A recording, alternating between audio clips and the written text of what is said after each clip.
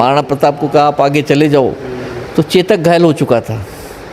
तो जब आगे जा रहे थे तो 2 मुस्लिम सैनिक उनके पीछे थे। अगर शक्ति सिंह जी के उस समय कितने पुत्र थे, कितने ठिकाने? हमारे ठिकाने मालवा एमपी में और अजमेर में और रामगंज मंडी लाडपुरा में और भिंडर के आसपास, बांसी के आसपास, काफ़ी जगह सलूम्बर के आसपास भी काफ़ी शक्तावतों के ठिकाने। जैसे आपने दोनों लगभग स्थितियाँ देखी, लोकतंत्र और राजतंत्र, इसमें क्या फ़र्क मानते हैं राजतंत्र और लोकतंत्र में?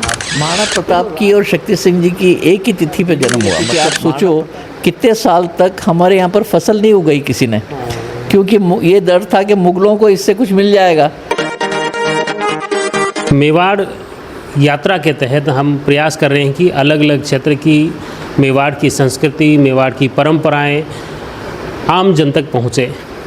उसी के तहत आज मैं भिंडर पहुँचा हूँ और मेवाड़ के कुछ ऐसे ही इतिहास से जुड़ा एक किस्सा है, एक कहानी है और इतिहास की बातें भी हैं। ख़ास तौर से महाराणा प्रताप जिनके भाई जो थे शक्ति सिंह जी, उनका वंशज सक्तावत से जुड़ा मुख्य रूप से इनकी कितनी पीढ़ी अभी चल रही हैं वो भी जानेंगे। और साथ ही 2 वर्षों से शक्ति सिंह की जयंती भी 27 मई को मनाने लगे हैं। इसकी शुरुआत भिंडर ठिकाने से हुई थी। पिछले साल यहाँ पर शक्ति सिंह जी की जन्म जयंती मनाई गई थी और उसके बाद दूसरा कार्यक्रम इस बार चित्तौड़गढ़ किले पर रखा गया है। शक्ति सिंह महाराणा प्रताप के भाई थे जो महाराणा उदय सिंह द्वितीय के पुत्र थे। उनका जन्म ज्येष्ठ शुक्ल तृतीया यानी 27 मई 1542 को हुआ था। शक्ति सिंह एक योद्धा ही नहीं बल्कि कूटनीतिज्ञ भी थे। उन्होंने अपनी कूटनीति से अकबर के षड्यंत्र को सफल नहीं होने दिया। वे सिसोदिया वंश के सक्तावत शाखा के संस्थापक थे। महाराणा प्रताप की तरह शक्ति सिंह का जन्म भी कुंभलगढ़ दुर्ग में ही होना बताया जाता है। हल्दीघाटी युद्ध में शक्ति सिंह के मुगल की तरफ युद्ध मैदान में आने की बातें भी सामने आई, लेकिन अगर ऐसा होता तो बदायूनी अवश्य लिखते। 1576 में महाराणा प्रताप और अकबर के सेनापति मान सिंह के बीच लड़े गए युद्ध में अंतिम समय में शक्ति सिंह ने महाराणा प्रताप का पीछा कर रहे 2 तुर्क खुर्सान खां और मुल्तान खां को मार गिराया। साथ ही चेतक का पैर कट जाने पर शक्ति सिंह ने अपना घोड़ा महाराणा प्रताप को दिया। वह नाराज़गी के लिए क्षमा भी मांगी। मंसूर दसौर के मिर्ज़ा बहादुर ने भिंडर पर आक्रमण किया। तब भिंडर हल्दीघाटी युद्ध में वीरगति प्राप्त मान सिंह सोनगरा, जो कि महाराणा प्रताप के मामा के पुत्र अमर सिंह सोनगरा के पास थी। अमर सिंह सोनगरा ने शक्ति सिंह जी से सहायता मांगी तो शक्ति सिंह ने मिर्ज़ा बहादुर को पराजित कर भिंडर की रक्षा की।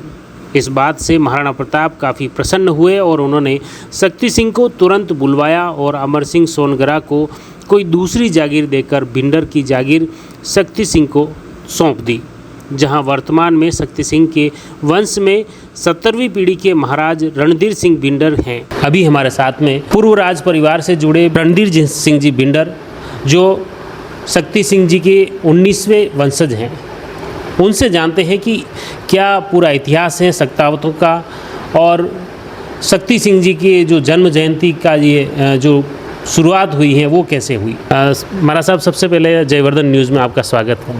धन्यवाद। सर, मैं शक्ति सिंह जी के बारे में इंट्रोडक्शन बताएं। महाराज शक्ति सिंह जी महाराणा प्रताप के छोटे भाई थे, 2 नंबर भाई थे, दूसरे नंबर। और वो उनके जो वंशज हैं वो सब हम अलग अलग ठिकानों में बटे हुए हैं। महाराज शक्ति सिंह जी एक दरअसल देखा जाए तो उनको उस रूप में पहचाना ज़्यादा जाता है कि जब वो अपने जवाई जो दामाद जो थे पृथ्वीराज जी, जो अकबर के उसमें नोबल्स में थे, वहाँ पे उनकी बेटी परनाई हुई थी, उनसे मिलने वो गए थे। वहाँ पर उनको पता चला कि अकबर चित्तौड़ पर आक्रमण करने वाला है, तो वो रातों रात वहाँ से निकले और चित्तौड़ में आकर इस बात की खबर दी। महाराणा परिवार जो है पूरा तय किया गया कि महाराणा परिवार को उदयपुर शिफ्ट कर दिया जाए और जयमल जी पत्ता जो है दोनों वहाँ रहे और फिर वो शाखा हुआ, जौहर हुआ। तो उस समय से उनकी जानकारी आई। उसके बाद में जब महाराणा प्रताप हल्दीघाटी युद्ध में थे तो हल्दीघाटी युद्ध में जब झालामान ने युद्ध संभाला, महाराणा प्रताप को कहा आप आगे चले जाओ, तो चेतक घायल हो चुका था। तो जब आगे जा रहे थे तो 2 मुस्लिम सैनिक उनके पीछे लग गए। एक का नाम खुरासान था, एक का नाम मुल्तान था। तो शक्ति सिंह जी ने उनको देखा, वो आए, उन दोनों को मारा, और फिर जब चेतक वो नाला कूद करके आगे गया, वहाँ उसकी मृत्यु हो गई। तो महाराणा प्रताप को अपना घोड़ा दिया, और उसके बाद में तो महाराणा प्रताप ने उसके बाद में जो उनके लड़के थे, बाद में जब महाराणा चावंड पधार गए महाराणा साहब, तो उनके लड़के भांजी शक्ति सिंह जी की मृत्यु भैंसरोडगढ़ में हुई। उनका स्वर्गवास भैंसरोडगढ़ में हुआ। भैंसरोडगढ़ में उनकी छतरी है अभी भी चंबल के किनारे। भैंसरोडगढ़ में मेवाड़ राज परिवार की महिलाएं वहाँ पर सुरक्षित रहती थी। वो शक्ति सिंह जी और उनके भाई वहाँ पर सुरक्षा में थे। अच्छा। तो फिर उसके बाद में शक्ति सिंह जी वहाँ वो किला जो है उसकी रिपेयरिंग वगैरह भैंसरोडगढ़ की उन्होंने ही करवाई थी, और वहीं पर उनकी छतरी है। उनके जो वंशज हैं, जिसमें मेवाड़ में राज परिवार के साथ जो उमराव हैं, उसमें 2 उमराव हमारे शक्तावतों के, भिंडर और बांसी। 16 के उमराव भी हैं खूब, और छोटे 16 के क्या 32 के उमराव भी हैं, और छोटे 32 में भी हैं, और काफ़ी सरदार हैं, जागीरदार खूब है शक्तावतों के। हमारे ठिकाने मालवा MP में, और अजमेर में, और रामगंज मंडी लाडपुरा में, और भिंडर के आसपास, बांसी के आसपास, काफ़ी जगह सलूम्बर के आसपास भी काफ़ी शक्तावतों के ठिकाने हैं। और वो सब ये जो 483वीं जयंती है, 83 साल हो गए, 483 साल उनको हो गए। ये जयंती हम लोग अब की बार चित्तौड़ में मना रहे हैं। उस बात शुरुआत जैसे 27 तारीख का किया, तो वो ये भी बताते हैं कि महाराणा प्रताप और शक्ति सिंह जी की जो एक ही तिथि थी। दरअसल महाराणा प्रताप की और शक्ति सिंह जी की एक ही तिथि पे जन्म हुआ। मतलब महाराणा प्रताप भी तीज के दिन जन्मे और शक्ति सिंह जी भी उसी तीज के दिन जन्मे, लेकिन 2 साल बाद। तो तिथि दोनों की एक ही है। तो अपने मेवाड़ में परंपरा की तिथि से मनाते हैं जन्मगांठ को, लेकिन फिर क्लैश होता था कि हम लोग उधर भी जाना पड़ता था शक्ति सिंह जी की जयंती का भी। तो इसलिए हम लोगों ने ये तय किया पिछले साल से कि शक्ति सिंह जी की जयंती हम तारीख के हिसाब से मनाएंगे, जो 27 मई होती है। तो 27 मई को अब हर साल मनाएंगे। तो अब की बार पहले भिंडर में रखा था, अब की बार चित्तौड़ में है। चित्तौड़ के बाद में जहाँ आगे तय होगा वो उस जगह सभा में तय होगा। इसमें मुख्य रूप से अगर शक्ति सिंह जी के उस समय कितने पुत्र थे, कितने ठिकाने उसमें? शक्ति सिंह जी के 18 पुत्र थे। अच्छा। और उन सब ने अलग अलग ठिकाने बसाए, और उनमें से काफ़ी युद्ध में भी काम आए। बल्लू जी का आपने सुना होगा, जो ऊंटाला का युद्ध हुआ था, उसमें बल्लू जी हाथी के आगे खड़े हुए गए थे। तो ऐसे कई वीर हैं जो युद्ध में काम आए। और गोकुलदास जी जो थे, जो महाराणा के छोटे भाई जो थे अपने, उनके साथ में रहते थे। तो उनको भी फिर बाद में मुग़ल मेवाड़ संधि हो गई थी, तो उनको मनसबदार भी बनाया, और उनको हर रोज़ वो ब्राह्मणों को ज़मीन दान देते थे। तो गोकुलदास जी, इसीलिए हमारा बिरद जो है, बिरद है, उसमें लिखा है दूना दातार और चौगुना जुझार। और खुरासान मुल्तान रा आगल, मतलब खुरासान मुल्तान को मारने वाले, दूना दातार और चौगुना जुझार, ये हमारे उसमें एम्बलम में है। ये जो मुख्य रूप से 27 तारीख को जो कार्यक्रम रखा है, उसके बारे में ब्रीफ करें कि ये कार्यक्रम की क्या रूपरेखा है? कार्यक्रम पहले तो मान माता मंदिर के पास में बिड़ला सभागार है किले के ऊपर, वहाँ रखा था। लेकिन आजकल मौसम का कोई भरोसा नहीं है, और बारिश आ जाए तो इसलिए डिस्टर्बेंस नहीं हो, इसलिए हमने तय किया है कि इंदिरा प्रियदर्शनी ऑडिटोरियम है चित्तौड़ में, उसमें रखा है प्रोग्राम। तो सभी लोग 5 बजे आ जाएंगे। 5 बजे से कार्यक्रम चालू होगा। मुख्य अतिथि के रूप में अपने पूर्व विधानसभा के उपाध्यक्ष और अभी वर्तमान में जयपुर ग्रामीण के सांसद राव राजेंद्र सिंह जी शाहपुरा, वो पधार रहे हैं। और चंद्रभान सिंह जी आकिया, जो वहाँ के स्थानीय विधायक है, वो पधार रहे हैं। और भी कई राजनीतिक क्षेत्र में काम करने वाले और राजपूत संगठनों में काम करने वाले पदाधिकारी सब आएंगे। इसमें मुख्य रूप से आज की दिनों में शक्ति सिंह जी के क्या आदर्श थे जो आज की पीढ़ी के लिए अपनाए जा सकते हैं? शक्ति सिंह जी कभी एक जगह नहीं रहे, जहाँ जब उनकी ज़रूरत पड़ी वो सब जगह गए। जैसे भिंडर के पास में वैणगढ़ है, जिसको वनखंडेश्वरी माता जी कहते हैं, वैणगढ़ में भी बिराजे यहाँ पे काफ़ी साल तक। डूंगरपुर में भी बिराजे, भैंसरोडगढ़ में भी बिराजे, और जहाँ उनकी ज़रूरत की आवश्यकता के हिसाब से वो पधारते रहते थे हर जगह। वो काफ़ी जुझारू थे, और वीर थे। मतलब जिस तरह को अपने महाराणा प्रताप के जो आदर्श माने जाते हैं, आन बान शान अपनी मातृभूमि की को लेकर, या तो जिस तरह के स्वाभिमान की बातें हैं, वो सब चीज़ें शक्ति सिंह जी की बिल्कुल थी। और ये नहीं होती तो उनके जो वंशज हैं उनको अच्छी जागीरें क्यों मिलती, उमराव में उनकी क्यों गिनती होती। और ये जो जागीरें मिली वो सब इसीलिए कि उनके लायक ही सब लोगों ने अपने खून दिया इस देश के लिए, अपने सर दिए इस देश के लिए, तो उनके जैसे ही सब लोग साथ रहे। लोग से आपने दोनों लगभग स्थितियां देखी, लोकतंत्र और राजतंत्र, इसमें क्या फ़र्क मानते हैं राजतंत्र और लोकतंत्र में आप? देखो, राजतंत्र तो एक आदमी का राज होता था और उसके बाद सब काम उस हिसाब से होते थे।